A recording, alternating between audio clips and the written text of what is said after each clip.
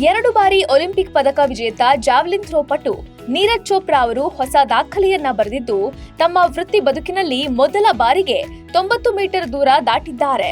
Diamond ಲೀಗ್ನಲ್ಲಿ Neeraj ತಮ್ಮ 3ನೇ ಯತ್ನದಲ್ಲಿ 90.23 metre ದೂರಕ್ಕೆ ಜಾವ್ಲಿನ್ ಎಸೆದು ರಾಷ್ಟ್ರೀಯ ದಾಖಲೆ ಬರೆದಿದ್ದಾರೆ. ನೀರಜ್ ಬಹಳ ಸಮಯದಿಂದ 90 ಮೀಟರ್ ಎಸೆಯಲು ಪ್ರಯತ್ನಿಸ್ತಾ ಇದ್ರು, ಆದ್ರೆ ಯಶಸ್ಸು ಕಂಡಿರಲಿಲ್ಲ. ದೋಹಾ ಡೈಮಂಡ್ ಲೀಗ್ನಲ್ಲಿ ನೀರಜ್ ಅವರ ಈ ಕನಸು ನನಸಾಗಿದೆ. ಇದು ನೀರಜ್ ಅವರ ವೃತ್ತಿ ಜೀವನದ ಅತ್ಯುತ್ತಮ ಸಾಧನೆಯಾಗಿದೆ.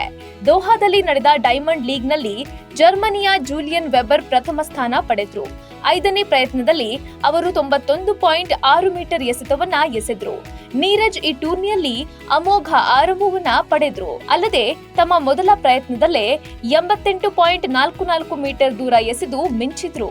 ಇದಕ್ಕೂ ಮೊದಲು ಪಾಕಿಸ್ತಾನದ ಅರ್ಷದ್ ನದೀಮ್ 92.97 ಮತ್ತು ಚೈನೀಸ್ ತೈಪೆಯ ಚಾವೋ ಸನ್ ಚೆಂಗ್ 91.36 ಮೀಟರ್ ದೂರ ಎಸೆದು ಈ ಸಾಧನೆ ಮಾಡಿದ್ರು. ಈಗ ಈ ಸಾಲಿಗೆ ನೀರಜ್ ಚೋಪ್ರಾ ಸೇರಿಕೊಂಡಿದ್ದಾರೆ. ಇನ್ನು ನೀರಜ್ ಚೋಪ್ರಾ 90 ಮೀಟರ್ ಮಾರ್ಕ್ ದಾಟಿದ ವಿಶ್ವದ 25ನೇ ಆಟಗಾರ ಎಂಬ ಹಿರಿಮೆಗೆ ಪಾತ್ರರಾಗಿದ್ದಾರೆ. ಈ ಸಾಧನೆಗೆ ಪಿಎಂ ನರೇಂದ್ರ ಮೋದಿ ಅಭಿನಂದನೆ ತಿಳಿಸಿದ್ದಾರೆ.